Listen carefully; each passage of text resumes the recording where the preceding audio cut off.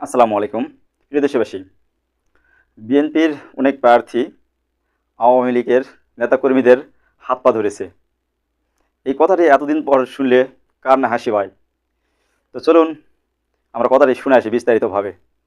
বিএনপির অবশ্য অনেক প্রার্থী আমাদের আওয়ামী লীগের নেতাকর্মীর কাছে হাত পা ধরেছে, ধর্ণা দিয়েছে, জামাত ঠেকানোর জন্য দয়া ধর্ম করে তারা ভোটও দিয়েছে। ক্ষমতায় যেতে না যেতে তাদের চেহারা পাল্টে গেছে। আচ্ছা, স্বরাষ্ট্রমন্ত্রী সালাউদ্দিন, সে নাকি গুম ছিল। গুম কোথায় ছিল? ইন্ডিয়াতে। ফেরত গেল কিসে? সে একটা ট্রাভেল পাস নিয়ে ফেরত যেয়ে বলে গুম ছিল। এদের গুমের যে স্টোরি শুনি, সেটাও খুব হাস্য। প্রিয় দেশবাসী, হঠাৎ শেখ হাসিনা বিএনপিকে নিয়ে এমন কড়া কথা বলবেন, কেন বলতেছে? কারণ কি? আসলে কারণটা খুঁজে একটু দেখে আসি। চলেন তাহলে আরেকটি ভিডিও দেখি শেখ হাসিনা এই কথাগুলো বলার কারণ কি ছিল।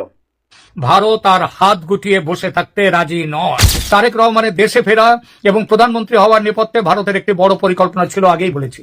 কথা ছিল আওয়ামী লীগের বিরুদ্ধে কোনো প্রতিশোধমূলক রাজনীতি হবে না এবং উগ্র মৌলবাদী শক্তি বিশেষ করে জামাতের প্রভাব নিয়ন্ত্রণ করা হবে।